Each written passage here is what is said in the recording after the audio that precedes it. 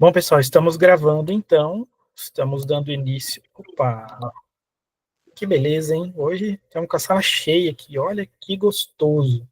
Quero novamente enfatizar. Opa.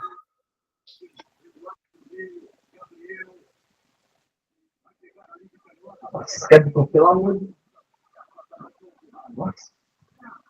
Pessoal, quero enfatizar novamente que é muito bom estar aqui com vocês.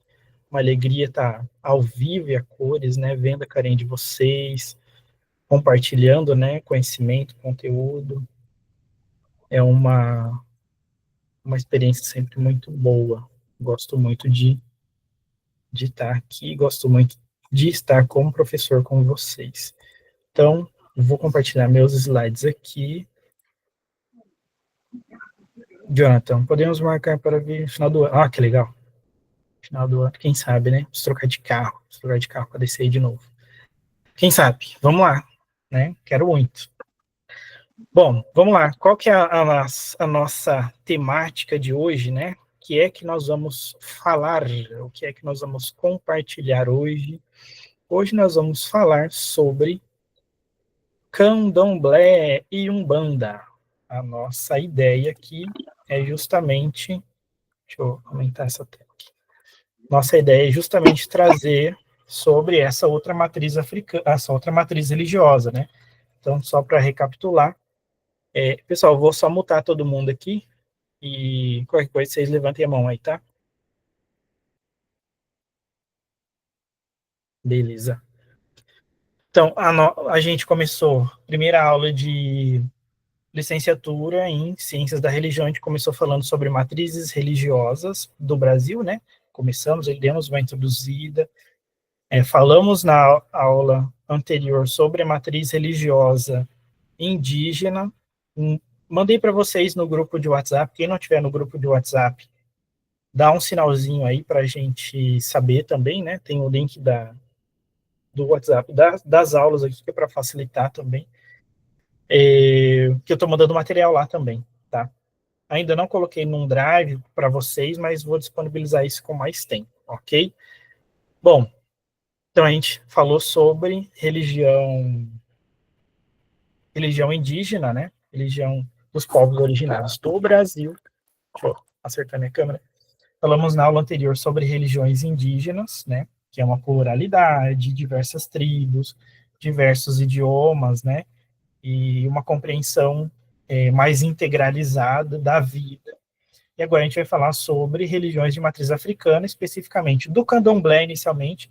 Depois a gente dá uma passadinha na religião espírita, mas a gente vai falar sobre espiritismo kardecista na próxima aula, já fica aí, vamos dizer, o spoiler. E eu não estou no grupo. Peraí. Alguém que está no grupo, cola o link aqui, se puder. Aí já fica mais fácil. Ou então me lembrem depois. Me lembrem depois de colocar o link aqui do grupo. Deixa eu colocar aqui. Colocar do grupo.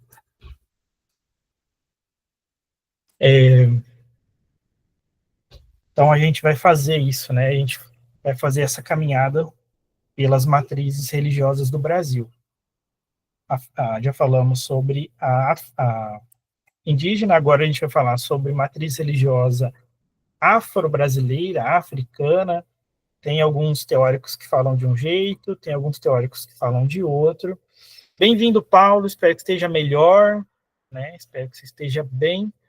A gente está dando início aqui já. Então, falamos sobre indígenas, agora sobre matriz religiosa afro-brasileira. Na próxima aula, matriz religiosa espírita. Na aula seguinte, ética e alteridade. Depois a gente tem mais uma aula, acho que eu mandei o tema, não me recordo agora. Depois a gente vem com aquela nossa dinâmica maravilhosa de grupos e seminários, beleza? Quem está por fora, depois a gente coloca você por dentro, para você ficar ciente também, já ingressar no grupo aí, participar também, beleza? Bom, então é isso. Candomblé, Umbanda, é uma coisa só? Macumba, pode falar, não pode falar? Como é que é? Mandei para vocês hoje, acho que foi à tarde, né? um material, é um excerto, é um recorte de uma tese de doutorado, tá? Essa tese, eu imprimi ela, que eu tive que ler ela toda para o meu mestrado. Essa daqui, não vai dar para ler nunca. O nome da tese é Deus está presente, o diabo está no meio. Protestantismo e estruturas teológicas do imaginário religioso brasileiro. Uma tese de doutorado do Adilson Schultz, de 2005. Por que eu peguei ele, né? Poderia ter ido em diversos outros textos e autores e tal, nas fontes, né, que é muito bom, mas ele já faz uma síntese boa, ele fez pesquisa de campo, fez entrevista, e ele sintetizou bem, tá? Então, ele está falando aqui, está trazendo. Ele fala sobre religiões católicas, os evangélicos, né, os protestantes, tem todo um histórico aqui, é mais de 200 páginas de tese, são mais de 350 páginas de tese de doutorado. Claro, é de doutorado, né? Então, espera-se que seja um texto grande. Então, mandei para vocês um excerto ali, umas 30 páginas, desde o mito da criação do candomblé e do mundo, aí no meiozinho fala um pouquinho sobre o espiritismo, por que ele faz isso, né? Por que o Adilson Schultz ele faz? Candomblé, espiritismo, umbanda. Depois daqui a pouco vocês vão descobrir. Sem spoilers. Mas para quem leu já sabe. Então é isso. A nossa proposta é conhecer essas raízes, crenças, práticas das religiões afro-brasileiras, superarmos algumas visões preconceituosas. Infelizmente, preconceito sempre tem, né? Infelizmente.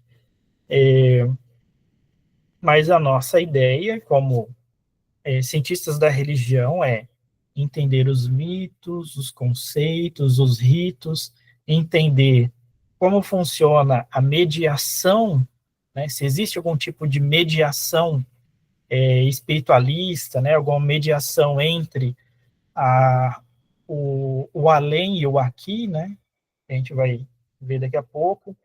Se existe alguma mediação, algum tipo de líder religioso, como funciona essa dinâmica de mediação entre as divindades e os seres humanos, né? E a gente vai caminhar nessa percepção, beleza? Então, como vocês já sabem, eu preparo o meu material e organizo ele, coloco ele na inteligência artificial para ele só organizar o slide para mim. Então, desculpem alguma imagem meio absurda ali, mas não deu tempo de trocar as imagens, tá? Mas depois eu mando para vocês o texto em si que eu preparei, né, como um material complementar, que serve também aquele material, né, das 30 páginas lá do Adilson Schultz, beleza? Bom, para começar, nossa nuvem de palavras, beleza? Vou mandar aqui para vocês. Cadê?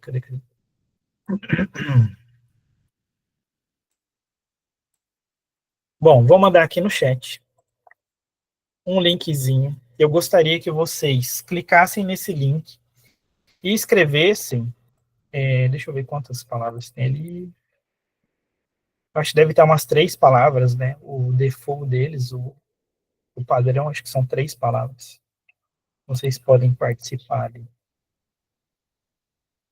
Quando você ouve falar sobre religiosidade afro-brasileira, religião afro-brasileira, religiões de matriz africana, etc., quais palavras te vêm à mente, tá? Aí pode escrever ali o tanto de palavras que for limite, beleza? Permitir, Fabrício, muito boa noite. Fabrício, colei aqui no chat, vou mandar de novo. O Paulo não vai conseguir escrever, né? Fala, Paulo, fala comigo, quero te ver, para ver como você tá. Boa noite, professor. É exatamente sobre isso que eu queria falar. Eu, infelizmente, não vou conseguir estar acessando os links. Eu expliquei para o senhor lá no nosso privado, né, sobre o meu problema visual, Não, fica tranquilo. mas eu estou aqui, estou presente e pretendo participar oralmente de qualquer oportunidade. Se o senhor permitir, eu posso até falar as 3 palavras que vêm à minha mente, já que eu não posso escrever. Fala aí que eu já vou anotar aqui. Na minha mente, repete a pergunta para mim, por favor, professor. Quando você ouve falar em... Deixa eu até compartilhar. Quando você ouve falar em religiões afro-brasileiras, religiões afro, religião africana, espiritualidade africana, quais são as palavras que te vêm à mente? Bom, as três primeiras palavras que me vêm à mente, a primeira é respeito, sem sombra de dúvidas, porque todas as pessoas que eu conheço que seguem esse tipo de matrizes africanas religiosas são extremamente respeitosas, então a primeira é respeito. A segunda é evolução não no sentido de darwinismo, mas no Uhum. sentido de reencarnação, porque geralmente essas crenças trazem para a gente uma filosofia onde nós vivemos e morremos e reencarnamos até alcançar um maior superior, né? E a terceira, por fim, na minha mente, o que vem,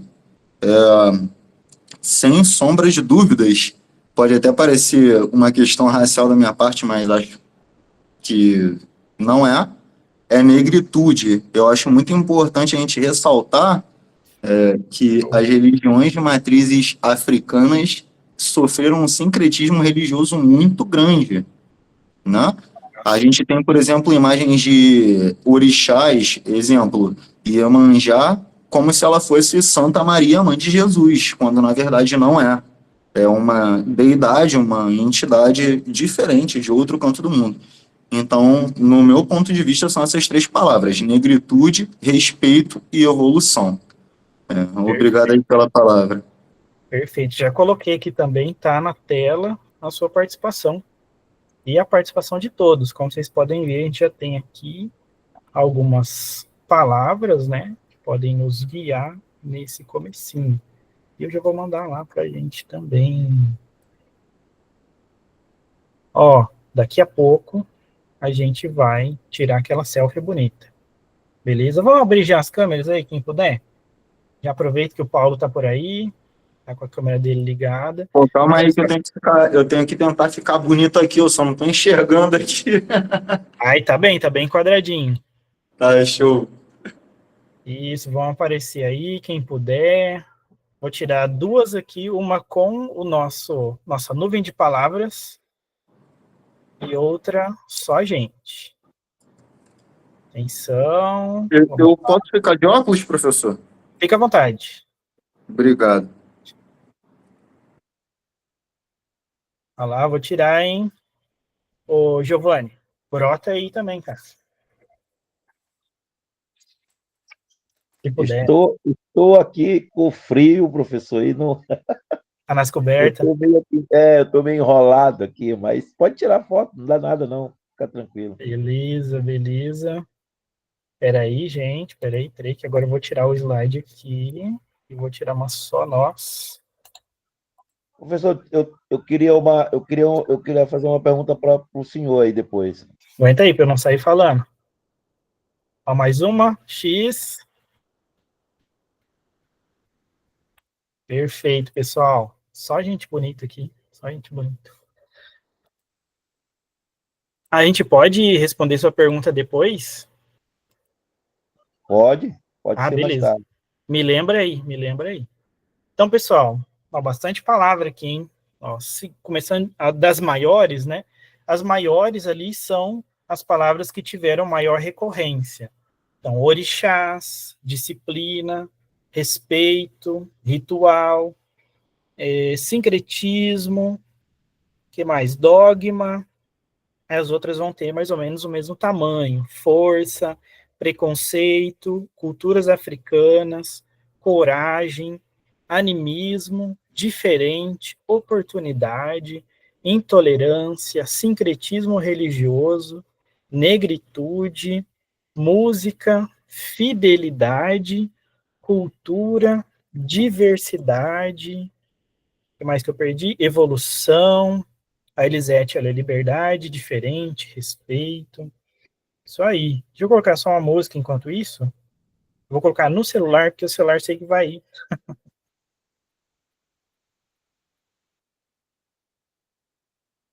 Da outra vez a gente não conseguiu, né, compartilhar com todos ali. Então, peraí, que ele tá no meu fone, né? Não pode ficar no fone.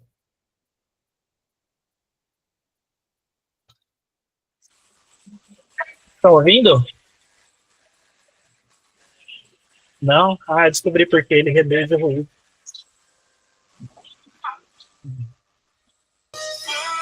Agora sim, né?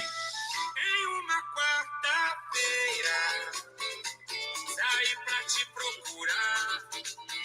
Xande Pilares. Andei a cidade inteira, mas cadê você? Cadê você? A cidade é grande, as pessoas muitas, e eu por aí, sem te encontrar. Vou pedir a Oxalá, Oxalá quem guia, Oxalá quem te mandou. Tanta volta pra nenhuma resposta, tanta volta pra nenhuma resposta, tanta volta pra nenhuma resposta, tanta Fala, volta pra nenhuma Paula. resposta, tanta volta pra nenhuma Da resposta, música, tanta volta professor. pra nenhuma Oi, resposta, Vitória. tanta volta pra nenhuma resposta. Nenhuma resposta, mais um punhado de folhas Bem sagradas traduzido, bem ditado. pra me A música curar, não é dele, pra me mas gosto muito afastar dele. do mal. Para trás, veste branco, passa peixe, abre caminho, patchouli. Para trás, veste branco, passa peixe, abre caminho, patchouli. Em uma quarta. Se fosse uma quinta-feira, era hoje, né? É massa demais. Pô, aí, professor, acabei de chegar da roda de capoeira. Se tocasse isso aí na roda de capoeira, era um luxo. Já joguei capoeira quando era pequeno. Acreditem, eu era bom. Preciso voltar a praticar esporte. Algum esporte na minha vida. Mas achei massa demais as palavras que vocês trouxeram. Realmente é uma das religiões mais perseguidas, né? Que sofre mais intolerância religiosa no Brasil. A minha dissertação já foi publicada, a faculdade publicou. Se procurarem no ResearchGate, dá para encontrar, e no academia.edu também dá para encontrar. Eu falo sobre uma leitura bíblica decolonial para o enfrentamento da intolerância religiosa. Acho que eu já trouxe um pouco disso no laboratório, né, no LER, em algum momento. E é justamente, tem um relatório que as religiões afro-brasileiras, né, as religiões africanas, né, afro-brasileiras, depois passou-se a se utilizar o termo afro-brasileiras porque a religião africana mesmo é diferente, né? Mas é aquela coisa, né? É uma religião africana, é uma coisa mais matricial, mas não dá para dizer original, né? Original também, porque, como a gente vai ver daqui a pouco, o candomblé, ela é uma religião com origem, né? Com a sua raiz na África, mas ele é brasileira. Fala, Bianca. No PDF que o senhor mandou, acho que estava lá que aqui no Brasil sobreviveram 20 desses orixás que são cultuados, mas lá na África tem 400. Exato.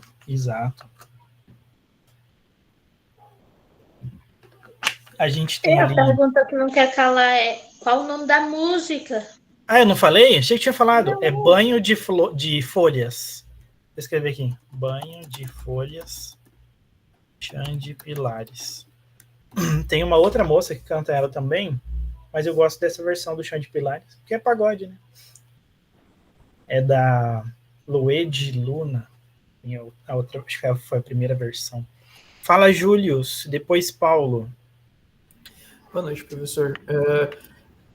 Com relação às religiões africanas que estão em solo africano ainda cultuando os mesmos orixás, existe algum tipo de atrito entre elas e as que têm a matriz africana que se iniciaram no Brasil? Ou elas se dão relativamente bem, ou não tem contato entre as duas? Então, eu visitei eu fui para Minas, fui para BH, excelente cidade também, amei. Não sei se tem alguém de BH aí. Gostei demais. E lá eu visitei um terreiro. Deve ter foto em algum lugar já que eu mandei.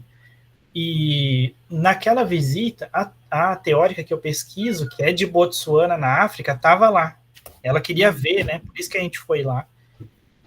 E ela falou que é totalmente diferente. Totalmente diferente. Tanto que, em algum ponto, não que haja um atrito, mas eles dizem assim, não, isso daí é religião brasileira.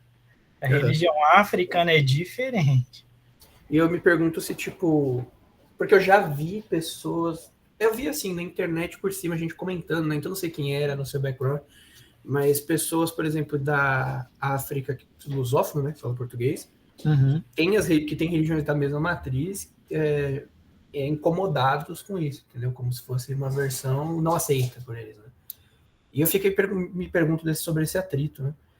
Eu sou de São Paulo, então aqui você encontra literalmente todo tipo de pessoa, de religião. Pra você ter noção, no centro da cidade ergueram um outdoor de Shiva e um outdoor da deusa Isis do outro lado. Então, tem templo budista, você tem terreiro de candomblé e umbanda, você tem centros espíritas, igreja, tudo na mesma esquina.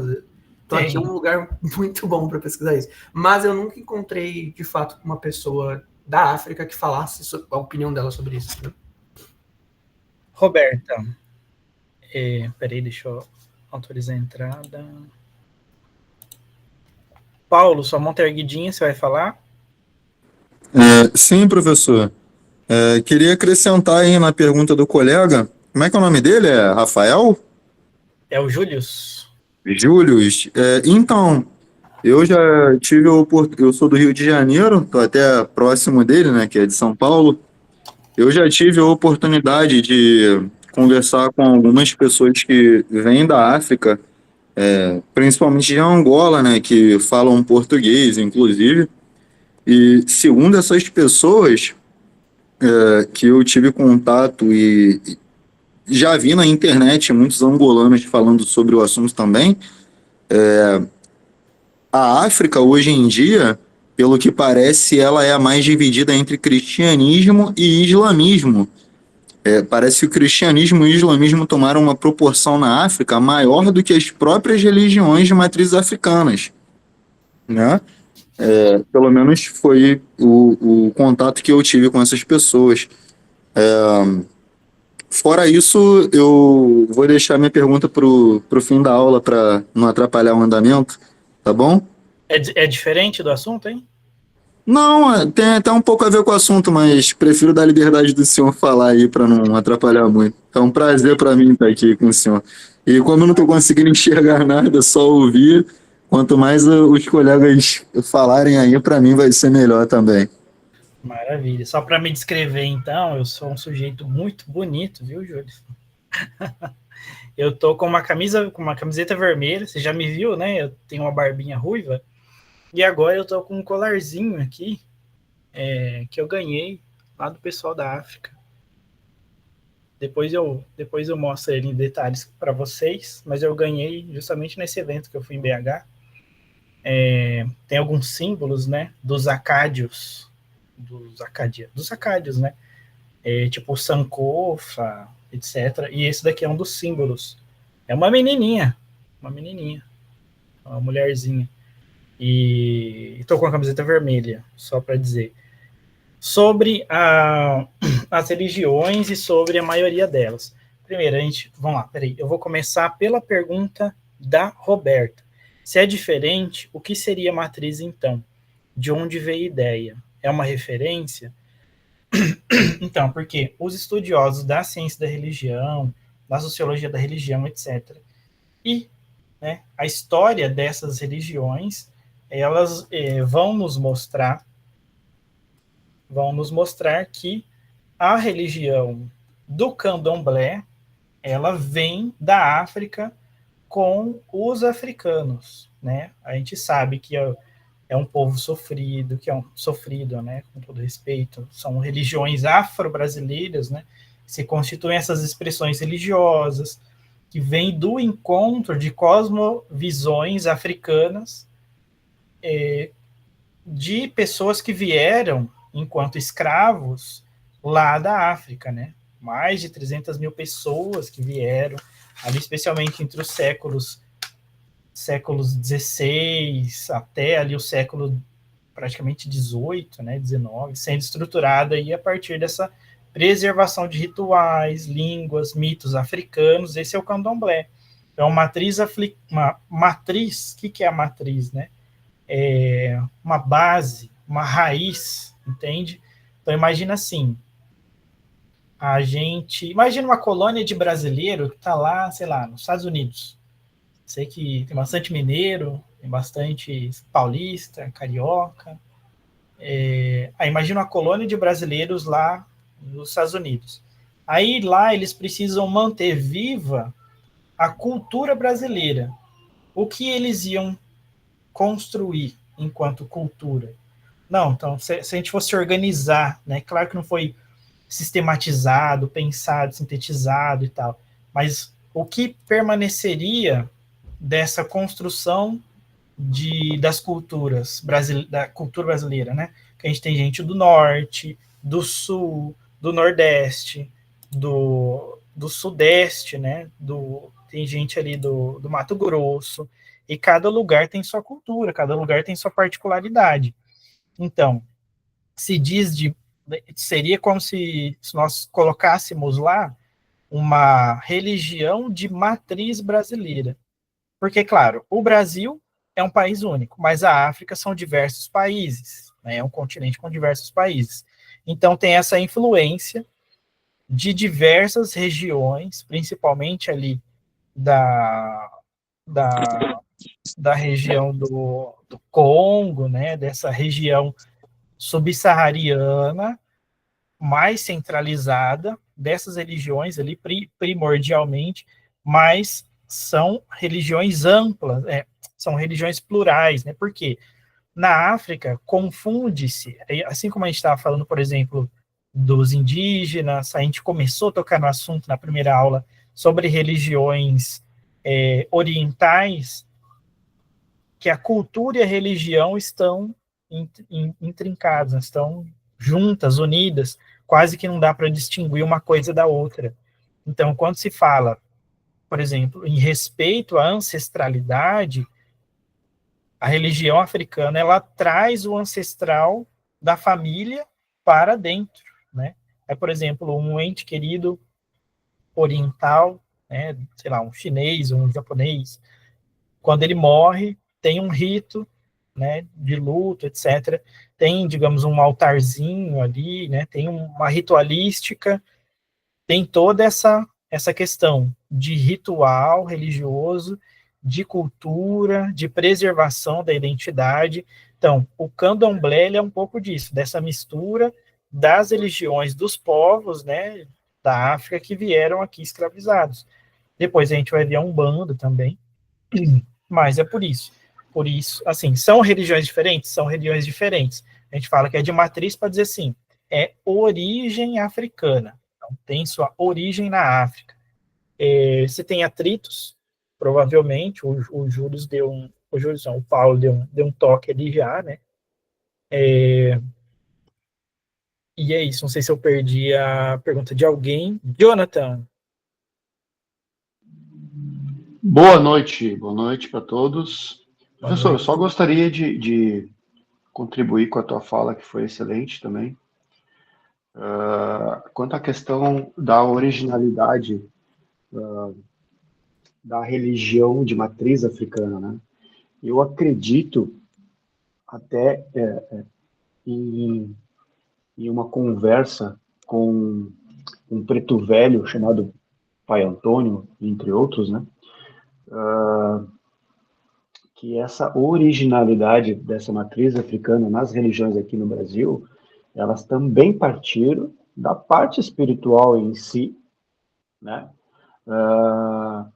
E aí a gente vem para uma análise mais profunda, ou seja, nós, né, todo ser humano, quando ele nasce, ele já nasce com uma regência, ou seja, um DNA cósmico, que nesse DNA cósmico ele já vem com toda a codificação dos mentores e dos seus orixás, que são responsáveis pela tua passagem na Terra, certo? Tá, segura aí que eu vou chegar lá daqui a pouco. Não dá meu spoiler aqui da minha aula, cara. O senhor ia falar sobre isso? Não creio. Vou falar sobre orixá, sobre essa formação. Não vou entrar nesse detalhe. Só estou dando um Aham. exemplo para o professor entender o gancho que eu vou fazer. Aham. Aí a gente parte daquele princípio. Se a gente já tem essa originalidade dos nossos orixás, por exemplo, eu tenho um orixá que se chama Iroko, ele é da matriz africana, certo? Então, logo a gente deduz que isso também partiu muito da parte espiritual e não só da parte da aculturação ou de repente, algum plano, enfim, né? É mais ou menos essa é a visão que eu quero trazer para o senhor. De repente, não sei, me corrija se eu estiver errado, mas dentro da minha ignorância e do meu pouco conhecimento que eu tenho da espiritualidade. Tá me ouvindo? Vocês estão me ouvindo, né? Deixa o microfone lá. Sim, tô te ouvindo. Ah, tá. O Iroko até tem só uma passagem, né? A gente vai falar sobre a passagem do Axé daqui a pouco, que o Iroko, ele é esse... tem o mito de Iroko, né? Essa árvore que em um dado momento ela libera uma seiva, que é o Axé, da qual surgem todos os orixás. É bacana pra caramba, né? Eu acho muito interessante, muito rica. Na verdade, esse orixá, ele tá dentro da linha dos orixás regentes, né? Orixás da criação do planeta Terra em si, né? Primordial, né? Se organizar. Exatamente isso. Bom, exatamente. Então, é justamente isso, pessoal. Eu vou voltar, cadê minha tela? Vocês estão aqui. Tá. Irou com a árvore lá. A Bianca já sacou.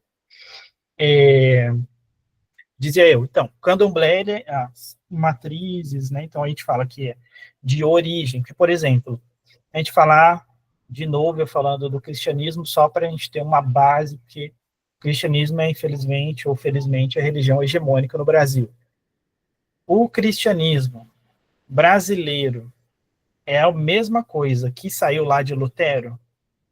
Se pegar, sei lá, uma Assembleia de Deus, aqui, que é uma das maiores igrejas do Brasil, uma Brasil para Cristo, Deus é Amor, sei lá, é muito diferente do que saiu, digamos, das mãos de Lutero, de Martinho Lutero. Então, ela é considerada protestante porque ela tem essa matriz, ele tem essa raiz no protestantismo, mas se torna diversa em um momento, né? Então, é isso. Religiões de matriz africana.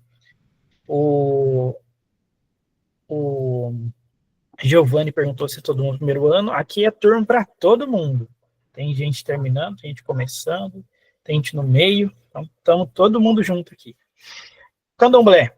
Bora lá falar dele. Candomblé, ele tem essa expressão, então, né? Essa caminhada aí de essa origem de pessoas que vêm de origens distintas, né? Da África, do continente africano.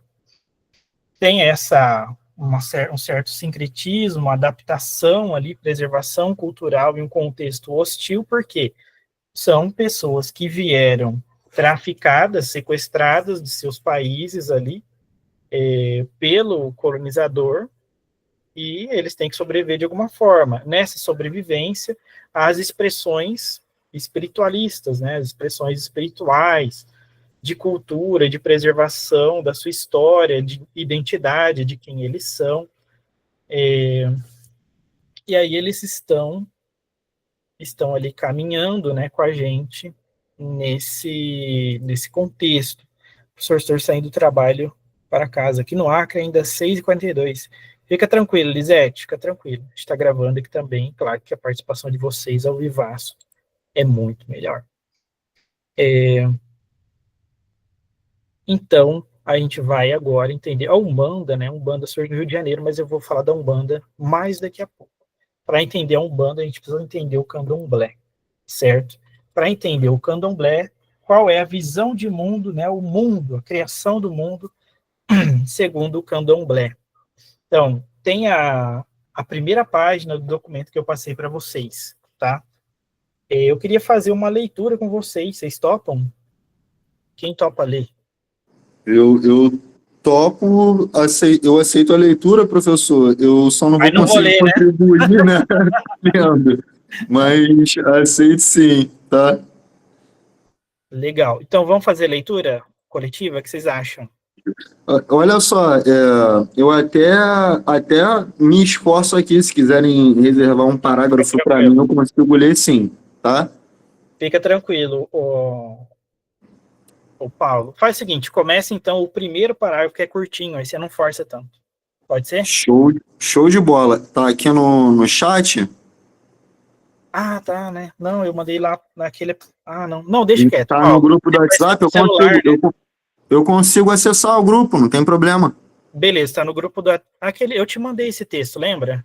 Show, lembro sim. E pode ler o primeiro parágrafozinho ali no começo. Tá, show. Deus está presente, o diabo está no meio, ou é o anterior? Esse aí. Show. É o mito da criação do candomblé e do mundo. Show, vamos lá. Posso começar? Pode, aí apertem a mãozinha pra gente formar uma fila de parágrafos.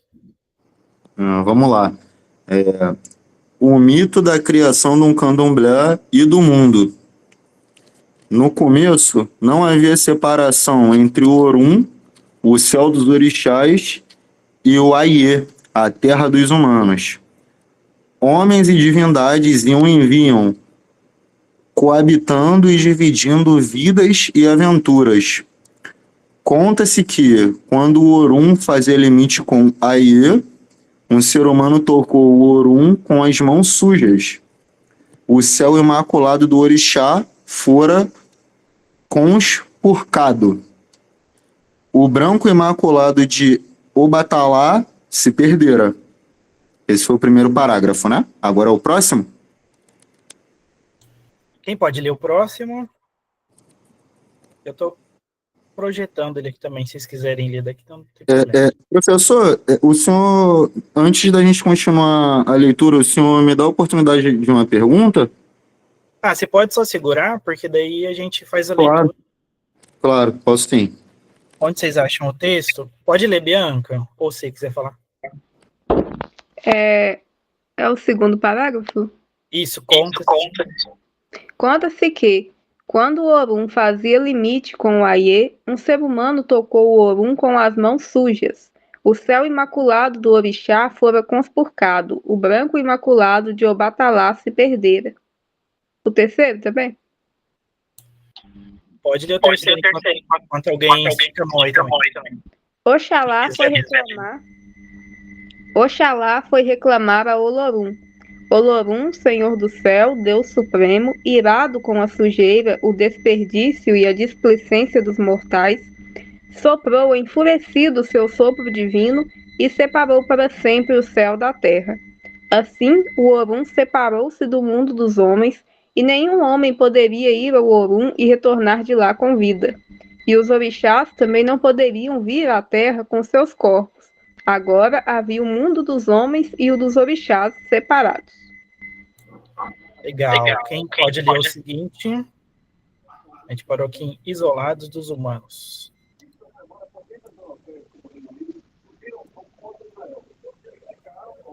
Vai lá, Paula. Isolado dos humanos, habitantes do Aie, as divindades entristeceram os orixás, tinham saudade de suas peripécias entre os humanos e andavam tristes e amuados. Foram queixar-se com o Olodumare, que acabou consentindo que os orixás pudessem, vez por outra, retornar à terra. Para isso, entretanto, teriam que tomar o corpo mortal de seus devotos. Foi a condição imposta por Olodumare. Cadê o professor, uai? Tô aqui, uai. Ney tinha começado a ler? Ixi, esse é grandão, hein? Se vocês quiserem dividir em dois aí, fica à vontade. O primeiro, lê até aqui. Eu ainda consigo ler se o senhor quiser, professor. Deixa eu ver quem que levantou a mão aqui. Bianca levantou para continuar. Adriana, olha aí, Adriana. Comenta aí, Paulo. Vamos ver se o pessoal participa também.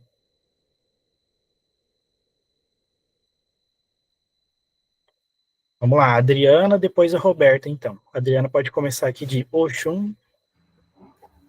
Oxum, que antes gostava de vir à terra, brincar com as mulheres, dividindo com elas suas formosuras e vaidade, ensinando-lhes feitiços de adorável sedução e irresistível encanto.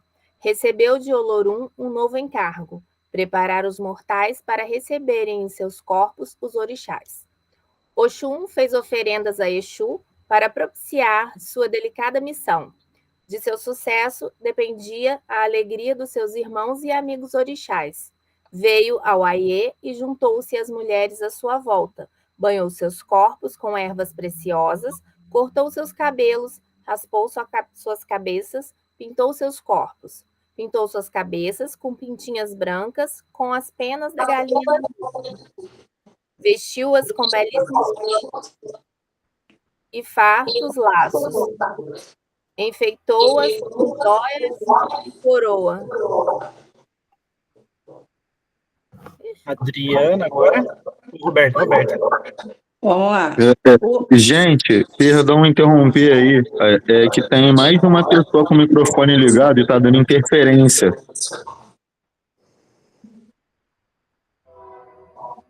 Vamos lá, então. A Roberta agora. Eu vou mutar todo mundo, vou liberar a Roberta. Tá? E depois o Fabrício. Espera aí. Cadê a Roberta? É que como eu tô com essa dificuldade visual, eu só tenho audição, aí todo mundo com o microfone ligado acaba dificultando um pouco a aula. Aí pode apertar o miczinho aí, Roberta. Ô, Ney, você ia participar também? Balança a cabeça aí. Ney ou Nel? Acho que é Ney, né? Vai lá, Roberto, você. O ouro e a cabeça ela adornou ainda com a pena e colidé, pluma vermelha, rara e misteriosa do papagaio da costa.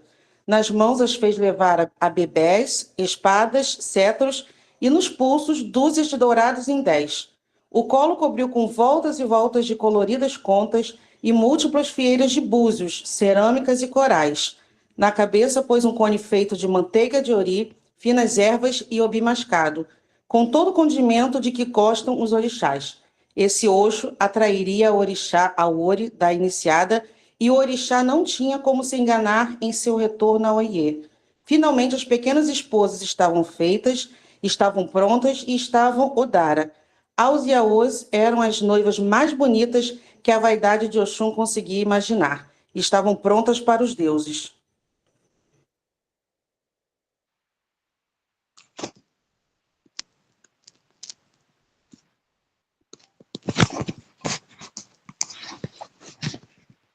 Professor, o microfone está desligado. Desculpa aí, gente. Fechei para não dar ruim ali. Fabrício, então. Fabrício, pode ler até o final. Mas só um pouquinho antes ali. Ela acabou de descrever como é a iniciação.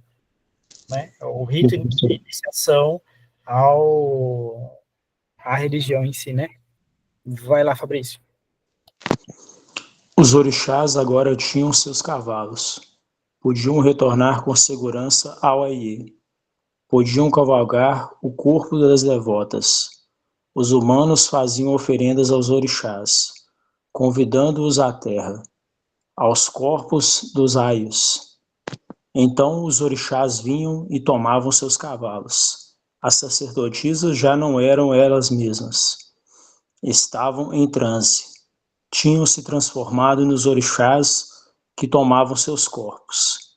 E enquanto os homens tocavam seus tambores, vibrando os batas e os agagos, soando os chequeres e os adijas, enquanto os homens cantavam e davam vivas e aplaudiam, convidando todos os humanos iniciados para a roda de Xiré. Os orixás dançavam e dançavam e dançavam. Os orixás podiam de novo conviver com os mortais. Os orixás estavam felizes. Os humanos estavam felizes. na roda das feitas, no corpo dos aios. Eles dançavam e dançavam. Estavam de novo religados o céu e a terra. É isso aí. Estava inventado o candomblé, né? Esse é uma versão, né, adaptada a partir da mitologia dos orixás, de Reginaldo Prandi, né? Vocês encontram na internet, tá? Também tem a versão do mito em Reginaldo Prandi, o livro do Reginaldo Prandi, Xangô, o Trovão. Volto aqui para a nossa aula. Vocês viram mais ou menos como é que foi criado o mundo, né, segundo esse mito. Aliás, o mito da criação do candomblé, né? Como é que acontece a criação do candomblé, como era o mundo. Então, as entidades, elas iam e vinham, elas tinham esse trânsito aberto, e nós também, né, tínhamos esse trânsito aberto entre Orum, que é o céu, que é o além, e Aie, que é a terra. Então, havia esse trânsito entre lá e cá. Os orixás, quem são esses orixás, né? Aí a gente precisa entender, só para a gente perceber ali, né, que os orixás, eles são, alguns colocam como forças da natureza, que guiam cada pessoa. O Jonathan ali já falou sobre o orixá dele, né? Tem esses rituais, que são danças, oferendas, como formas de conexão, a gente vai falar sobre isso daqui a pouco. Ancestralidade, o respeito aos antepassados e a sabedoria, uma profunda conexão com os ciclos da natureza, mas dá para perceber o que é que nesse mito da criação do candomblé em si, né, que havia um contato contínuo e tranquilo entre o céu e a terra, que os seres humanos iam lá e voltavam, que os orixás iam lá e voltavam. Quem é que é citado aqui, né? No material que eu mandei para vocês, depois eu mostro para vocês aqui. A gente tem uma tabelinha também, né? Com a lista como orixás das religiões afro-brasileiras e suas propriedades. E mais embaixo tem atribuições e características, né? Na outra ainda tem as características dos filhos desses orixás. E aí são alguns só, né? São alguns. Então, quem é que é citado de cara ali? Orum, né, é o céu, aí é aqui. Depois que um ser humano com a mão suja toca no céu, Oxalá, que é o criador, esse orixá que é o criador do ser humano, é um orixá mais velho, é um orixá, vamos dizer, mais cansado, ele não dança nos ritos, né? Ele reclama para Olorum, que é o Senhor do Céu. O próprio criador do ser humano reclama para o dono do céu, digamos assim, né? Para o Senhor do Céu. Falou, tá zoando o esquema aqui. O ser humano tá fazendo maluquice já. E daí o Senhor do Céu, ele coloca esse limite. E agora, o rito cultico, essa liturgia das celebrações do candomblé, ele não vou falar nada mais né, mas ele representa esse caminho de celebração entre o ser humano e os orixás novamente restituído.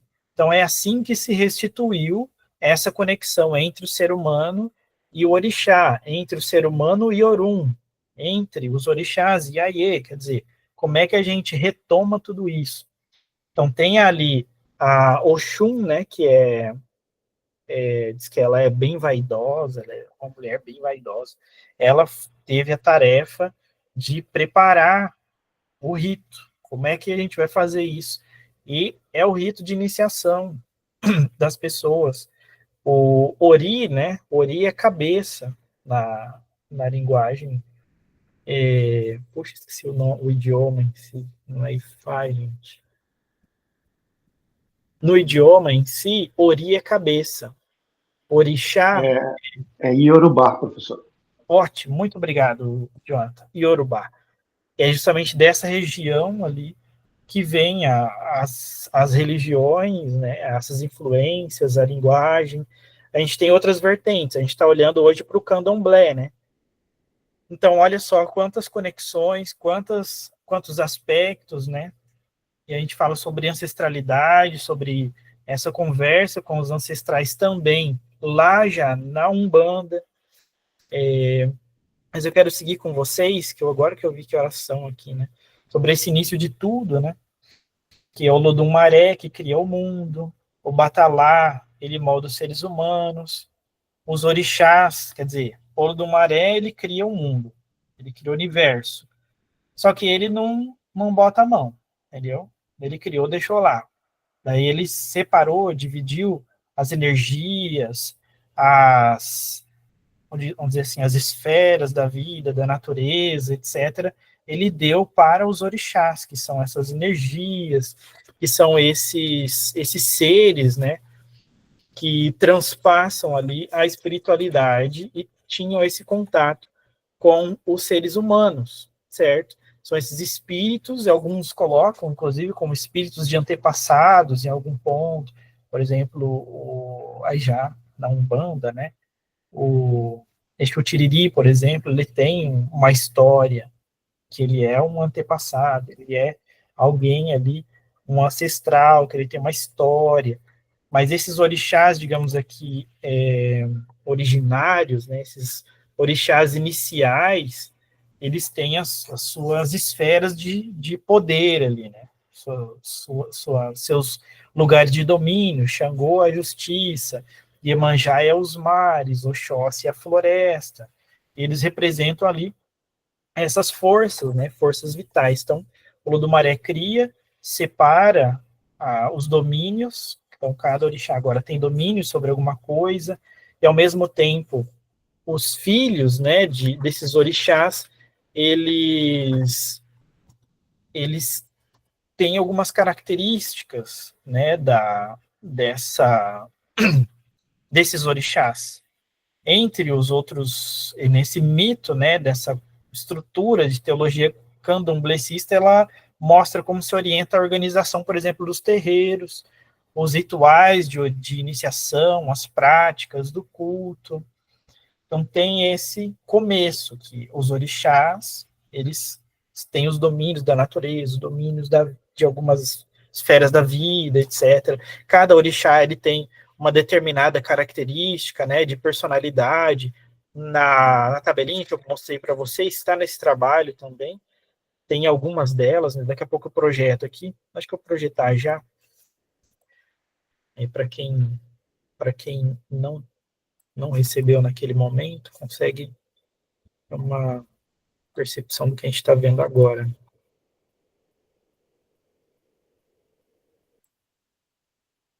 Deixa eu projetar aqui. Aqui ele coloca... Cadê? Aqui. Aqui ele coloca uma lista de 20, tá? 20 orixás. Claro que a gente tem as falanges, não sei o quê, só que daí já é no candomblé. Então, digamos assim, os principais ali do candomblé, principalmente, seriam esses, né? Ali é o orixá, primeira coluna. Deixa eu esconder esse menu e aumentar aqui.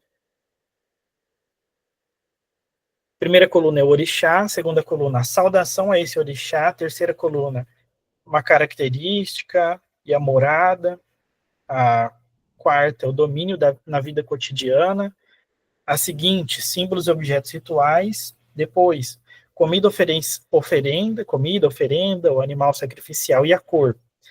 Por exemplo, Euá, a saudação a Euá é Rioró, é um orixá das fontes e nascentes dos rios. Domínio da vida é a harmonia doméstica. Símbolos e objetos rituais, uma cobra de ferro, espada, chocalho, comida de oferenda, sacrificial, feijão preto com ovos cozidos, animal sacrificial, cabra e galinha, a cor vermelha e amarela. Exu, como que salve Exu é salve Exu ou Laroie, é o orixá, mensageiro, guardião das encruzilhadas, dos cemitérios, das orlas marítimas, entrada das casas. Tem uma comunicação é o domínio da comunicação, transformação, potência sexual, é o espírito de ligação e abertura dos caminhos. Símbolos: ogó, que é um bastão e tridente de 7 pontas, laterita, né? Laterita enterrada, garfos de ferro em alguidar de barro, as oferendas, né? O padê, a farinha de dendê e cebola, animal sacrificial, o bode e o galo preto, cor vermelha e preta. E aí a gente tem os demais, né? Eu vou descer para vocês. Tem vários, né? Ogum, Omolu. Omolu é interessante, né? O mito de Omolu, o mito, né? A história desse orixá. Porque o Olodumaré, ele cria todas as coisas, distribui os poderes, os domínios ali, e o Omolu fica ali sem nada. Aí, o Olodumaré, o que ele dá para o Omolu? Ele dá as doenças. É um orixá da varíola. Por quê? Porque ele ganhou, ele ficou triste ali que, né, poxa, fiquei aqui, né, o que sobrou para mim? Pô, sobrou doença, cara. Pô, que legal, o cara aqui, ó, Oxalá, da criação do ser humano, poxa, Oxóssi da caça, pô, massa pra caramba. Pô, Ogum, guerreiro, queria ser guerreiro, cara. Agora sobra pra mim doenças, tá de sacanagem. E ele fica triste. Aí, se eu não me engano, é Oxum. Ela vê ele triste e todo ali cheio de pintinhas brancas, que é da varíola, e ela pega uma bacia de pipoca e joga nele. E hoje é uma das formas de se homenagear, né? Tanto tá aqui, né? A comida, essa oferenda é pipoca com fatias de coco, que a Oxum, ela joga as pipocas em cima de Omolu, né? Que é o Baluaí, para, digamos, curar ele, para fazer festa com ele e tal. E ele anima, né? Se anima. Então, é a pipoca, essa oferenda, né? O animal sacrificial é o porco, cabrito, galo, cor vermelha, preta, branca e palha.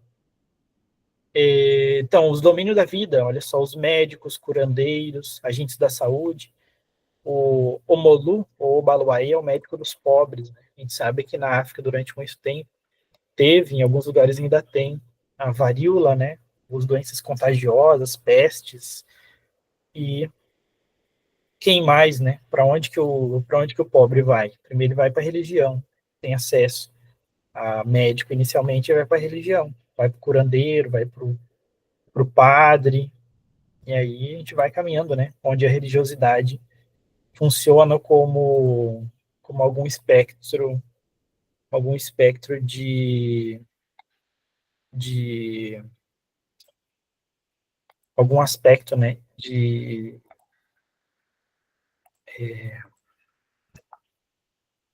Não de medicinal, né? Mas terapêutico, um aspecto terapêutico. Aspectos naturais, né, professor, em geral. Também. Paulo, tu vê problema quando tu se identifica com o Omolu. Aí. Eu levantei a mão aí para poder fazer uma pergunta e a hora que o senhor estiver disponível, eu tô aqui, tá bom? Beleza, eu só vou seguir aqui mais um pedaço, que eu acho que a gente não vai chegar até o fim, dia 9h10, né, pessoal? Bom, a gente tem lá no material que eu mandei para vocês, uma tabelinha com 20 dos orixás, e depois as características dos filhos desses orixás, as características dos filhos desses orixás, né? A gente está falando do Obaluaê aí, é um aspecto, por exemplo, deprimido. Quem é filho de Obaluaê, que normalmente não pode ir ao funeral, mas normalmente é um aspecto deprimido, tímido, envergonhado. Na velhice são sábios, outros parecem alheios à vida, preferindo ficar sozinhos. A árvore sagrada é a cajazeira. Número 11, dia da semana, segunda-feira. Tem alguns sincretismos católicos ali. São Lázaro, São Roque, e assim por diante. Então tem bastante coisa legal ali para a gente estudar, se aprofundar, beleza? Umbanda e fé brasileira, né, mediúnica. Qual é a ideia dessa religião, né? Essa espiritualidade uma forte presença da mediunidade. Então, no material que eu mandei para vocês, ele fala sobre o candomblé. Eu gostaria de ter falado mais ainda sobre o candomblé, explorado mais, mas por questão de tempo, eu não vou conseguir. E que eu quero falar um pouquinho da Umbanda também. Então, no material que eu mandei para vocês, ele faz esse caminho. Candomblé, espiritismo kardecista, Umbanda. Por quê? Porque a Umbanda, até o que eu citei para vocês, né? Ih, meu Deus, tenho que deixar ele sempre na mão aqui, que eu tô citando toda hora. É o Bittencourt. Cadê meu Bittencourt? Ah, já deve ter enfiado por aí, na minha estante. Naquele Matriz Religiosa Brasileira, né? Que eu comecei com vocês na primeira aula. Ele fala que a Umbanda, ela é a síntese, eu não vou dizer perfeito, ele não diz perfeito, mas é quase perfeita, das religiões brasileiras. Que hoje o neopentecostalismo está encostando lá, está chegando lá. Porque a Umbanda, ela olha para o que o candomblé construiu enquanto mito, enquanto religião, né? E ele faz essa leitura, faz uma reapropriação, ressignificação teológica, percebe-se também a mão ali do espiritismo, quando há conversa com entes, né, com ancestrais. Então, ali parece muito igual, né? O senso comum, ele é capaz de confundir candomblé e umbanda, colocar tudo num saquinho escrito macumba e jogar, né? Mas eles têm distinções teológicas, litúrgicas e históricas. Esse candomblé, enquanto é iniciático, tem uma hierarquia ritual complexa, depende dessa iniciação formal, os orixás, né? Com entidades centrais, cultuados ali com rituais específicos, danças e oferendas. No material que eu passei para vocês, depois, se puderem, leiam com carinho ali, antes da tabela mesmo, ele fala sobre possessão, transe e sacrifício. Como o sacrifício, a gente viu ali, sacrifício de animais, né? Animais sacrificiais. Ele não é feito para geral, ele é feito só para os iniciados, lá dentro do quartinho separado ali. E ali, em alguns momentos, tem até uma liturgia, tem uma especificidade de conversa entre a entidade e o médium, né, e as pessoas que estão ali. Então, tem esse momento, digamos assim, para quem é iniciado, é um momento antes.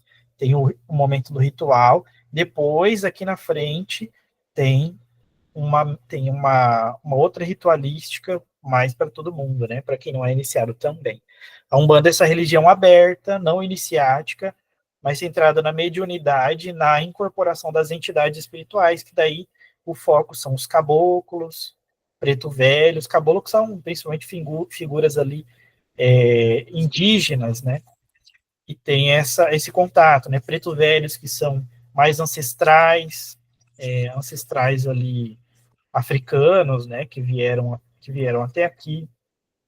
O material que eu mandei para vocês também tem ali sobre a Umbanda, né, mais sobre a origem da Umbanda, que ela começa, na verdade, dentro de uma reunião espírita. Aí é quando se manifesta um caboclo, daí o pessoal espírita ali, o pessoal espírita, tipo, expulsa aquele cara dali, né?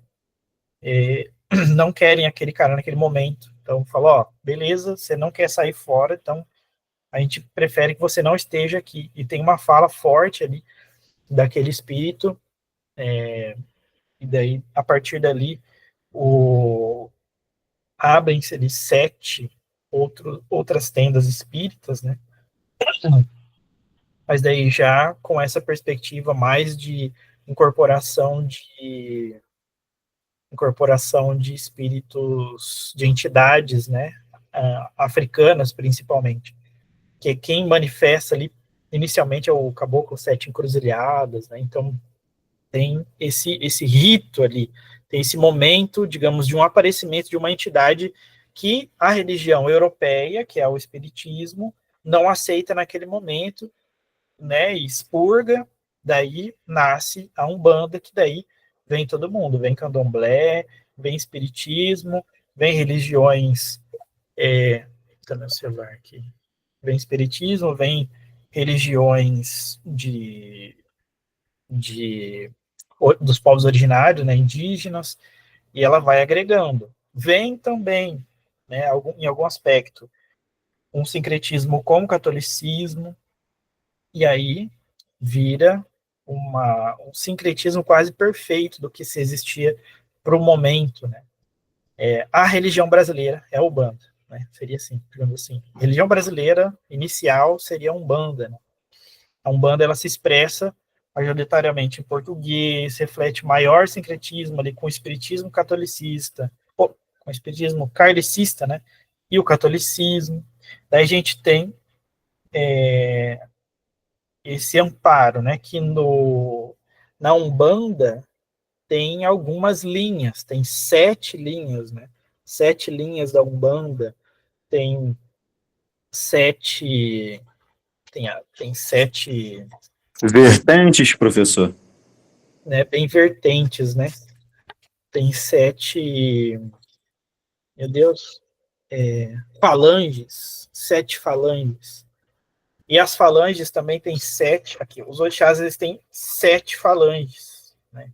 7 falanges, e daí das 7 falanges tem ainda outros níveis, então, digamos assim, tem toda uma outra estrutura. Se a gente fosse desenhar, isso daria um panteão maravilhoso, né? É muito legal a gente pensar essa amplitude das linhas, né? E quais estão ligadas ao quê. Isso é bacana demais. Como o nosso tempo está avançando, eu quero mostrar para vocês um aspecto bacana pra caramba, que é sobre o papel dos líderes religiosos. Eu coloquei brevemente aqui algumas semelhanças e diferenças, mas depois eu mando para vocês o slide bonitinho, ou melhor, o texto, né?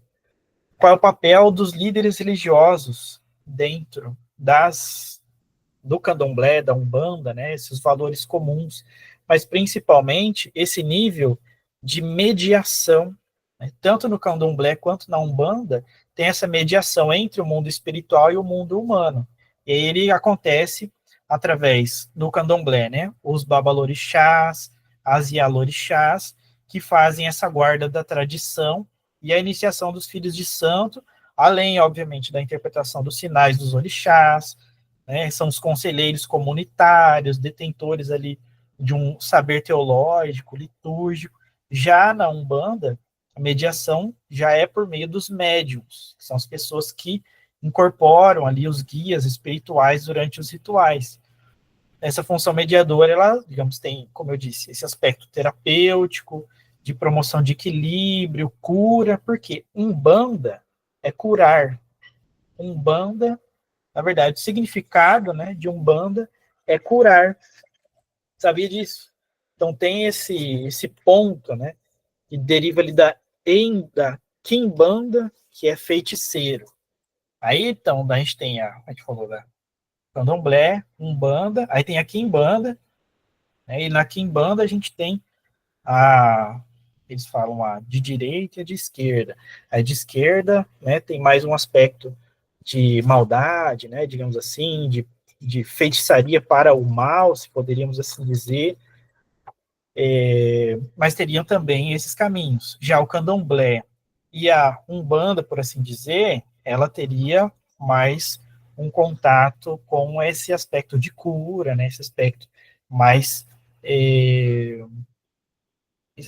mais terapêutico, né, de equilibrar a integralidade do ser humano. Mas aí nos dois casos, tanto no Candomblé quanto na Umbanda, são lideranças que ocupam esse papel central na organização do terreiro e no cuidado coletivo, né. Entre os problemas principais de casas de terreiro, né, tanto de Umbanda, Quimbanda, né, Candomblé, é que, por exemplo, eles não têm, alguns, né, a maioria em si, não tem CNPJ. Por não ter CNPJ, você não tem um espaço. Esse espaço, pela lei, todo espaço religioso ele é protegido. As igrejas ali, você não pode entrar lá e fazer uma balbúrdia. O terreiro também não pode. Mas isso acontece. Putz, acontece. Aí se denuncia, a pessoa tem que ir presa, tem que pagar multa, etc. e tal. Mas, quando você tem ali, digamos, institucionalizada, que são religiões, digamos assim, mais populares, né? Menos institucionalizadas, como o cristianismo, né? Como, por exemplo, o budismo, ele tem um lugar, né? O shintoísmo tem um lugar. Eu vou trazer no LER, eu vou conversar, né, com o pessoal aqui de Maringá sobre o budismo em si, né? Mas voltando para cá. Então a gente tem esse papel de mediação desses líderes religiosos. Então lembrando lá, tem Orun, que é o céu, tem a terra, que é Aie. Para fazer esse trânsito, a gente precisa que as pessoas incorporem, que as pessoas, que os orixás assumam ali a sua posição no ori, né, na cabeça do iniciado. Para que isso aconteça, precisa de uma liturgia, precisa desse momento litúrgico ali organizado. Quem faz isso? O Babalorixá e a Lorixá. Tem o puxa vida, agora esqueci. O Jonathan, ajuda aí. Pessoal da música que tocam os atabaques. São os... Puxa, agora me esqueci do... Professor, isso aí. Eu ia falar, mas o amigo aí já falou, são os ogãs mesmo que são responsáveis pela música. Exato. Desculpa, cara, eu não imaginei, eu só simplesmente falei ali, desculpa, eu não vi que você chamou na hora ali. O professor Som disponibiliza no grupo do WhatsApp do LER. Disponibilizo sim. Tá. Ney, pode falar macumba ou não? Não pode falar macumba, por mais que em algum momento, né, a gente tem entendido por regiões, né, na Bahia é entendido mais como candomblé, no Rio de Janeiro, macumba, no Pernambuco, né, aliás, no Rio de Janeiro é candomblé, né, a macumba no Pernambuco, Xangô no Rio Grande do Sul, batuque no Maranhão, Ipará, o tambor de Minas, etc. Tem vários nomes, né, várias distinções, mas não se usa falar macumba. É ruim falar macumba. Só quem tem um dito assim, né? Só quem é da macumba pode falar macumba. Só quem é da macumba pode falar macumba. Então, um cristão, um católico, ou um espírita, não pode falar o seu macumbeiro, porque isso é pejorativo, né? Digamos assim. Mas não seja pejorativo, mas você não pode classificar assim que é desrespeituoso. Macumba é um instrumento. Bom, indo adiante na nossa aula aqui, porque vocês têm perguntas também, né? A mediação do sagrado na passagem do axé. E eu quero muito que vocês pensem nisso, né? Nessa mediação do sagrado. Isso é um termo sociológico, isso é um termo da ciência da religião. Em todas as religiões que vocês forem ouvindo, vocês forem tendo aula, vocês forem preparar lá para a nossa exposição, pensem assim, como funciona a mediação do sagrado nessa religião? No caso aqui, a gente vai pegar o caso da passagem do axé. O que é o axé? Né? Peraí que eu não tenho no meu caderno a lógica, não, mas eu fiz essa organização ali, tá boa pra caramba. O que é o axé? O axé é essa energia. O axé, ele é aquilo que está em todo mundo, está em tudo, está em todos. Essa, digamos, energia ancestral, essa essência que move o mundo inteiro, está presente em todas as coisas, nas relações, nas pessoas. O axé vem de Olorum, que é essa divindade suprema, que a gente falou, que é o que criou o universo. Olorum é a fonte do axé. Daí vocês olhem essa bolinha ali, né, esse círculo, para a direita. Olorum, ele manda o axé para os orixás. São as divindades, né? Quem são ali quem são os orixás? Perdão. Eles são essas entidades, né, que são responsáveis cada um por uma parte do mundo, por um elemento da natureza, por algum tipo de influência, né, nos seres humanos, nas relações, na personalidade e afins.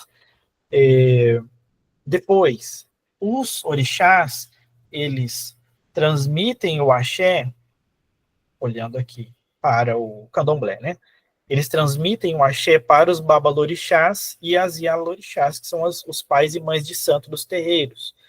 Os pais e mães de santo do terreiro, eles transmitem o axé para as pessoas e para as coisas, que recebem ali o axé dos orixás, da natureza, mas esse axé, ele retorna para os orixás através das oferendas e dos sacrifícios. Então, imagina isso em um ciclo, né? Um ciclo dessa mediação do sagrado, da passagem do axé. Então, essa divindade suprema, Olorum, transmite essa boa energia, essa energia divina, essa energia, essa essência cósmica para os orixás, que naturalmente o fazem para os babalorixás, para os oris, né, para os seus filhos de santo também, e as pessoas e as coisas que fazem sacrifícios e oferendas e retornam para os orixás. Olha, é um ciclo, né? É um ciclo, eu achei bacana. Mas para eu parar de falar, para a gente interagir mais, diz aí como você explicaria essas religiões com respeito, a partir do que a gente construiu agora, né? Comenta aí no chat ou no microfone, como você apresentaria essa religião para quem só conhece pela mídia, né? É dos macumbeiros, né? Enfim, como você apresentaria? Ou compartilha aí, né, com uma frase no chat. Diz aí como você faria isso. Professor, tem, eu acho que umas 3 pessoas com a mão levantada, né? Eu só vi agora que eu estava olhando pro slide lá. Deixa eu abrir aqui. Aí eu tô esperando aqui educadamente a minha vez. Eu acho que fecharam as mãos, hein? Então só tem eu? Então manda, Paulo. Enquanto o pessoal pensa. Vamos lá, professor. Eu vou pedir autorização aqui do senhor. Estou abrindo aqui o slide. Eu vou pedir ajuda, na verdade, não é nem autorização do senhor, é só para complementar um pouco a aula. Como o senhor é nosso mestre aí, nosso doutor, com certeza o senhor tem mais conhecimento do que eu. Então, pretendo, com os meus comentários aí, acrescentar na nossa aula e, por fim, tirar algumas dúvidas básicas. Eu aguardei, mas cedo eu falei que preferia esperar um pouquinho mais para poder comentar. E por que eu preferi esperar um pouquinho mais para comentar? Eu queria esperar exatamente o senhor falar sobre a Umbanda. Porque aqui no Brasil, acho que, do meu ponto de vista, pelo menos pelo que eu conheço, me corrija se eu estiver errado, por favor, mas a Bahia e o Rio de Janeiro, quando se trata do assunto de matriz africana, macumba em geral, a gente tem um certo critério para falar sobre isso. O senhor avançou o slide, mas um dos slides anteriores que o senhor colocou aí, um pouquinho antes, peraí, falava sobre Umbanda também. Mas isso não vai fazer muita diferença. Vamos lá. O que acontece? Só queria acrescentar que o senhor falou sobre orixás, exus, preto velhos, tudo isso. E em um momento, em um slide, não me recordo muito bem agora, porque eu não estou conseguindo ler muito bem, peço até perdão. O que aconteceu? Eu consegui ler ali que estavam escrito crianças, né?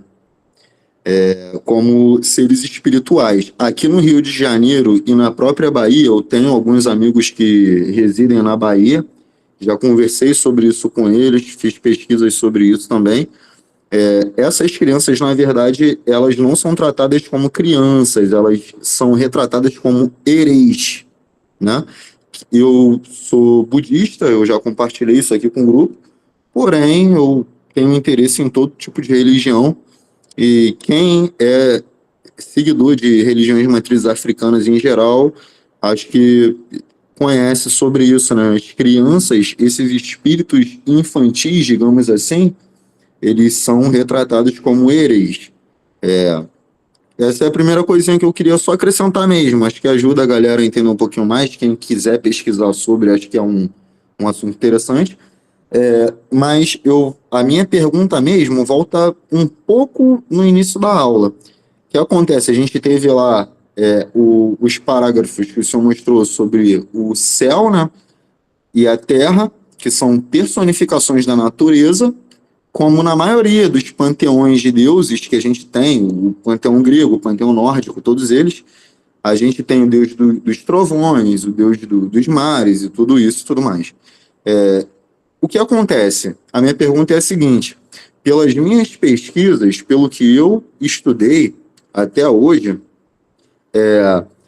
a gente tem uma versão do candomblé aqui no Rio de Janeiro. Isso que eu estou falando para o senhor aqui no Rio de Janeiro.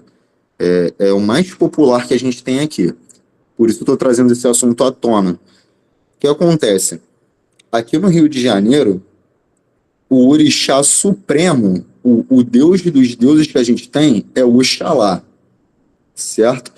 E Oxalá, segundo muitos teólogos que já fizeram muitas pesquisas, se o senhor estiver disponível, eu posso mandar no nosso privado ou até no nosso grupo para a gente ter uma pesquisa um pouco mais avançada sobre isso.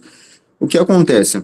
Diferente do cristianismo, na Umbanda e no Candomblé, nós temos uma visão de Deus Supremo que é imutável.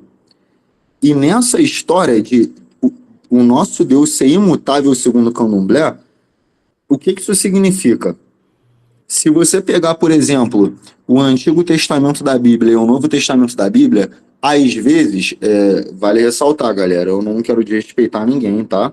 É só uma aula, pretendo manter o respeito com todos vocês. Mas, segundo os meus estudos, se a gente pegar o Deus do Antigo Testamento da Bíblia e o Deus do Novo Testamento da Bíblia, parece que houve uma mutação no próprio Deus. Ele agia de uma forma no Antigo Testamento e passou a agir de outra forma no Novo Testamento. Já quando a gente parte para as religiões de matrizes africanas, que a gente tem o Candomblé, que é africano, e a Umbanda, que surgiu no Brasil, mas tem origens africanas, a gente tem a ideia de um Deus imutável. Esse Deus seria Oxalá. Eu não sei se a galera aí teve a oportunidade de assistir o filme Besouro. Esse filme é maravilhoso, é uma obra brasileira muito maravilhosa, aconselho a todos que estão aí na aula assistirem. Ele conta a história de um representante brasileiro que realmente existiu, é uma história baseada em fatos. O filme é sensacional, uma das melhores produções brasileiras, na minha opinião. Mas, enfim, vamos lá. Diferente dos slides que o senhor apresentou, segundo tudo que eu aprendi, eu sou capoeirista desde cedo, né? E assim, aqui no Rio de Janeiro, não sei como é no resto do país, mas aqui no Rio de Janeiro, a capoeira e a macumba, quando eu falo macumba, eu não falo no sentido pejorativo de forma alguma. Eu já tive a oportunidade de frequentar centros, tanto de Umbanda quanto de Candomblé. Foram experiências maravilhosas, então, caso alguém se sinta ofendido, eu peço perdão. Mas aqui no Rio de Janeiro a gente acaba se referindo a si mesmo. O que acontece? Segundo a liturgia de tudo que eu aprendi com os donos de terreiros que eu frequentei e tudo isso, aqui no Rio de Janeiro, o orixá supremo seria o Oxalá, que é Deus, né? Fazendo uma comparação muito idiota, digamos assim, mas trazendo ela um pouco para o nosso contexto, já que o nosso país é praticamente todo cristão, Oxalá assumiria o papel de Deus Pai, nesse caso, né? E aí o que acontece? Diferente do Deus cristão, na liturgia do Candomblé e da Umbanda aqui no Rio de Janeiro, a gente escuta muito que Oxalá é um Deus imutável. Esse termo imutável significa o quê? Que Oxalá, ele tem a mesma ideia desde que ele é ele. certo? Então, ele não interfere no nosso mundo. Por exemplo, todas as maldades, estupros, roubos, tudo isso que acontece no nosso mundo, Oxalá acaba não interferindo, porque ele é um Deus imutável, ele está além da nossa compreensão de tempo e espaço. Porém, dando continuidade a essa liturgia, Oxalá não nos abandonou. O que ele fez? Ele criou um orixá que interferisse no nosso plano, para que nós não fôssemos abandonados, certo? E esse Oxalá, esse orixá aqui no Rio de Janeiro é conhecido como Exu. Eu entendo, eu compreendo que muitas vertentes, principalmente da Umbanda, por isso eu esperei o senhor falar sobre a Umbanda, porque dentro da Umbanda a gente tem as falanges dos Exus, né? Como o senhor mesmo citou. Deixa eu só segurar aí, Paulo. Entendi perfeitamente, porque assim, como não dá para eu esticar mais a aula, que já é 9h30, 9h40 quase, eu não pude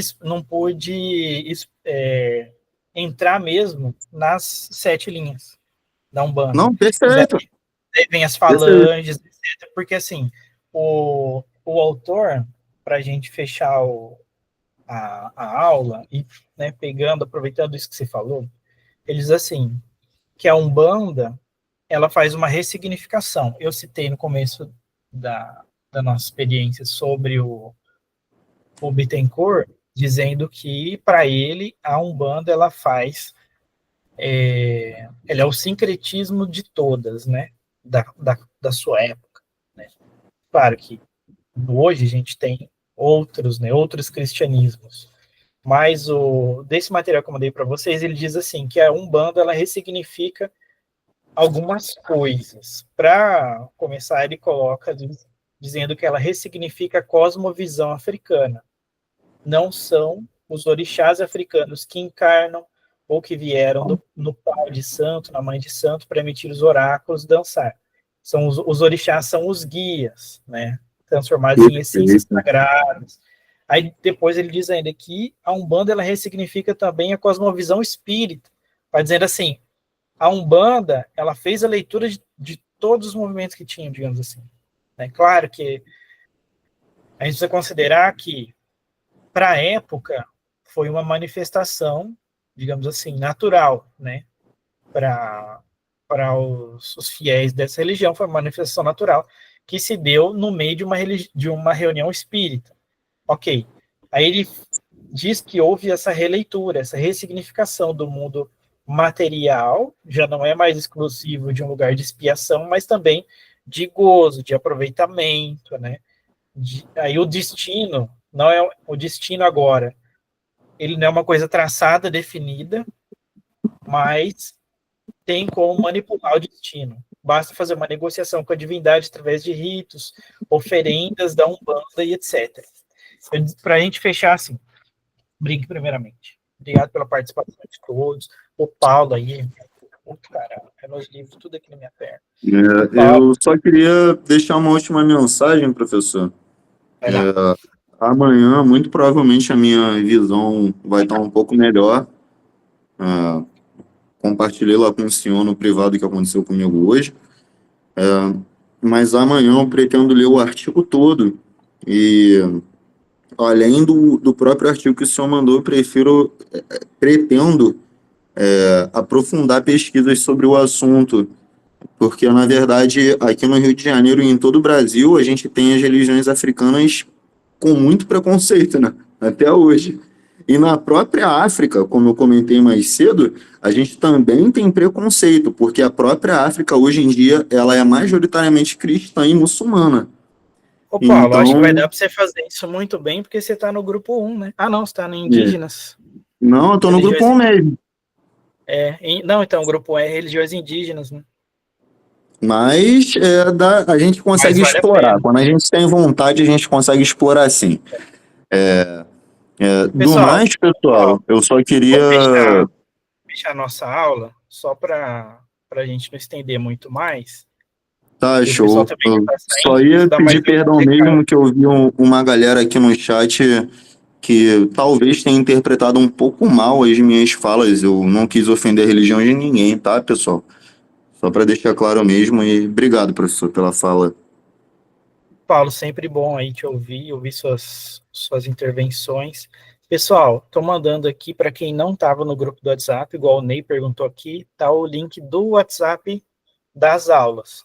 Eu vou mandar tanto no das aulas quanto lá no grupo de Ciência da Religião também, né? Então tá, aqui que a gente viu aqui, fazer esse resumão. Que as religiões de matriz africana são chamadas de matriz africana porque elas têm a sua origem, a sua influência inicial de povos que vieram de fora, que vieram escravizados, que elas são múltiplas, são diversas também, não tem como falar que é uma coisa única, porque tem suas interpretações e nomes distintos. Depois a gente tem... pode falar, Júlio. Não, podia terminar, professor, mas é que como eu vou sair, eu só queria complementar aqui o que o Paulo falou, que eu vi que o pessoal está discutindo aqui no chat. Eu ia chegar nos deuses aí do Antigo e Novo Testamento. Eu não ia nem falar sobre isso, eu ia falar que assim, galera, a gente não está numa perspectiva teológica aqui, né? Então, assim, a gente tá examinando de fora, não de dentro. Então, assim, quando o Paulo diz isso, ele não está dizendo que é e não é. Aquilo que eu falei, a gente trabalha com verdade relativa. Então, assim, não é um desrespeito falar isso, nem nada, entendeu? Então, é diferente. Então, acho que é um exercício interessante a gente lembrar que a gente não está dentro da teologia, a gente está fora da teologia. Quando está dentro da teologia, você enxerga de dentro para fora, e aí a verdade não é relativa. Exato. Mas é isso, gente, eu vou precisar sair aqui. Galera, muito obrigado aí, viu? Muito bom, como sempre, professor. Ver se quinta-feira eu consigo participar de novo. Bom descanso para vocês e valeu. Obrigado, hein, Júlio. Isso é Oi, muito importante. Obrigadão pela compreensão aí, de verdade, de coração. Imagina, gente, é coisa da área mesmo. Fala, gente. Claro. Tchau. Valeu, Júlio. Muito importante essa pontuação. Eu ia chegar ali, mas daqui a pouco, mas como já veio à tona, assim, primeiro, eu estava estudando sobre isso, né, sobre, por exemplo, nesse livro aqui, deixa eu ver se o filtro não vai zoar, se for eu já tiro. Peraí.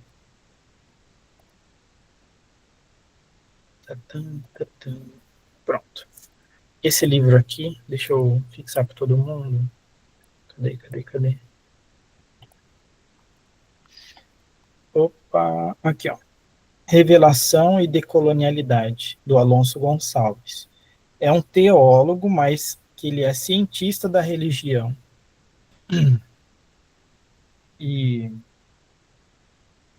aqui ele está falando sobre como, digamos, essa divindade, devo falar divindade para não falar Deus, Deus qual? Deus cristão, Deus daqui, Deus ali. Como a divindade, que na concepção dele existe uma divindade, que ela se revelou para diversas religiões de diversas formas distintas. E aí, ele está falando, ele vai falar ali sobre as religiões de matriz africana, para dizer assim, olha, Deus se revelou, Deus é a entidade, essa divindade suprema se revelou para vocês também. Mas aí o cristianismo, novamente, reforça aí o ponto do Júlio, que está muito certo em dizer que a gente está fazendo uma... Fabrício, eu colei aqui o link do grupo no chat. A gente está fazendo essa observação a partir da ciência da religião. Então não é dogmático, tá? Não assumo uma fé. Não tem como ser neutro, professor. Realmente, não tem como ser neutro. Mas tem como ser respeitoso e entender que você está num lugar aqui acadêmico de ciência da religião. Se você entra na ciência da religião com olhar, perspectiva teológica, você já entrou errado, né? Imagina que imagina uma bola. A bola tem o lado de dentro e o lado de fora. O teólogo está olhando a religião do lado de dentro. Religião cristã do lado de dentro. O cientista da religião está do lado de fora. Ele pode olhar lá dentro? Pode, mas ele está fora. Ele enxerga o todo, sem necessariamente ter uma influência direta daquilo. Para isso, é importante considerar isso, né? Quando a gente fala, quando o Paulo falou muito bem sobre isso, aí eu vou conectar o que o Paulo falou com o que esse autor, que é Alonso Gonçalves, disse. Ele diz que o cristianismo erra muito em tentar ser decolonial e evangelizar as religiões de matriz africana ao pensar assim: olha, Deus se revelou para vocês também. Só que vocês têm uma revelação antiga, do Antigo Testamento. Tem essa outra revelação que é Jesus. Maravilha. Se eu tivesse dentro do grupo de teologia agora, esse é o argumento, entendeu? Mas desde a perspectiva da ciência da religião, não é o argumento correto. Porque eu estou olhando para eles dizendo assim: eu estou sendo colonizador, entendeu? Eu estou chegando neles e falando assim: vocês pensam errado, entendeu? A perspectiva de vocês está errada, vocês têm que ser como eu. Então, assim, é complexo estudar sincretismo, estudar essa múltipla e complexa forma de expressão religiosa, pelo que eu tenho, bom, depois eu falo do que eu tenho visto, mais pro final da aula, mas assim, a gente precisa considerar isso, né, que para a galera de religiões africanas e de matriz africana, tanto lá na África quanto aqui, eles têm a revelação e é isso, entendeu? Deus é isso, a espiritualidade deles é isso daí, pronto, entendeu? Então, assim, Deus do Antigo Testamento, para quem é cristão, eu recomendo esse livro aqui, ó. Jack Miles, Deus, uma biografia. Aí a gente precisa olhar Deus construído, ele está fazendo uma leitura literária, enquanto literatura, não literal, da Bíblia. E ele olha Deus enquanto personagem. Como é que esse personagem ele vai evoluindo ao longo do Antigo Testamento, ele faz só, né? Por exemplo, até o... Deixa eu ver aqui. Ele começa no Gênesis 1. Aí ele vai chegando assim, tipo, até um determinado momento, Deus nem falou que ama ainda, entendeu? É um personagem que ele vai evoluindo ao longo da literatura. Então não dá para dizer que não é um Deus que muda, entende? Na perspectiva científica, sociológica, da ciência da religião, literária. Por quê? Deus não, pera. Não é Deus se apresenta, né? Vamos ler direito a coisa aqui pela viés da ciência da religião. Daqui a pouco eu já te dou a palavra, Paula. As pessoas interpretaram Deus de uma determinada maneira para escrever Gênesis, para escrever Êxodo, Levítico, Deuteronômio, Números, Deuteronômio, para escrever Josué. Assim, cada autor tem sua interpretação do momento e da experiência. Se eu fosse escrever sobre Deus há 5 anos atrás, eu escreveria de um jeito, há 10 anos de outro, entendeu? Há 20 anos de outro. Se eu for escrever sobre Deus hoje, né, a espiritualidade, enfim, eu escrever de outra forma. Então, assim também é a nossa espiritualidade. O Paulo, você ergueu a mão e abaixou agora, queria que você falasse. Não, professor, não tenho mais nada a comentar, não.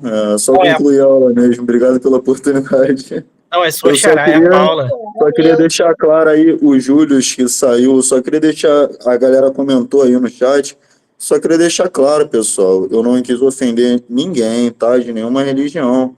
Quando eu falei sobre Deus agir de uma forma no Antigo Testamento e de outra no Novo, eu não quis dizer que existem 2 deuses distintos ou qualquer coisa do tipo, só quis levantar o questionamento aqui para acrescentar na nossa aula.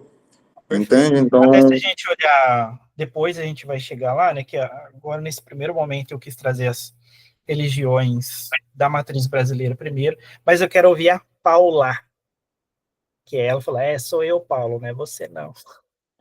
Essa daí é a prodígia do nosso grupo, rapaz. A mais nova, pelo menos. Respeito mais nova. Eu queria, na verdade, te perguntar o nome daquele primeiro livro que o senhor mostrou. Primeiro livro? Agora, faz pouco tempo. Esse aqui? Isso. Era só isso. Eu vou escrever. Obrigada. Revelação e decolonialidade. Revelação, escrevi no chat. Depois eu falei sobre o Deus, uma biografia, do Jack Miles. E também mencionei o Matriz religiosa brasileira do José Bittencourt Filho. Deve ter escrito meio errado aí, mas é isso. Finalizando a nossa aula, muito obrigado a todos e todas por estarem até aqui esse horário. Professor, boa noite. Boa noite, Zé Carlos. Deixa eu falar bem todo o tempo. Quando estiver lá na quinta-feira, tem a ver que eu tenho uma aula do meu outro curso, né? Quinta-feira passada eu fiquei perdida, eu acho que eu peguei até pauta. Ó, por enquanto, a gente não está contando presenças e ausências, tá? Mas pode ser que em algum momento seja necessário. Vocês viram que teve uma alteração do MEC, né? Mas para vocês que são alunos, digamos, veteranos, não muda nada. Só vai mudar as coisas, etc., daqui 2 anos ainda. Então, dá tempo para vocês se formarem, bonitinho, né? Quem começou do jeito que tá, termina do jeito que tá, né? Então, fica tranquilo aí, tá bom? Por enquanto, a gente não conta faltas. Ô, Jonathan, eu não vou soltar a informação que você falou lá, que eu quero falar isso na próxima aula, no começo, pode ser?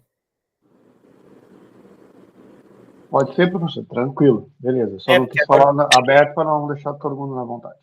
Não, tranquilo. É que agora já tem uma galera que foi embora, entendeu? A gente mostra lá no começão da próxima aula, pode ser, Jonathan? Pode sim. Show de bola demais, professor. Tirou onda na aula. O senhor é sensacional nessa área. Para falar a verdade, por mim, eu ficaria até de madrugada aqui conversando com o senhor. Agradeço muito aí a sua presença e seu conhecimento, é muito importante para todos nós. Do fundo do meu coração, muito obrigado, tá? Maravilha. Pessoal, deixa eu só finalizar a gravação aqui. Paulo, pode falar. Professor, sobre o nosso grupo em especial, sobre os slides, a gente já decidiu, né, fazer o texto e tal, mas na questão dos slides, a gente deveria colocar o texto completo ou só, tipo, os assuntos, para não ficar muita coisa para o pessoal ler, e aí a gente explica. Entendi. Peraí, deixa eu fechar a gravação aqui.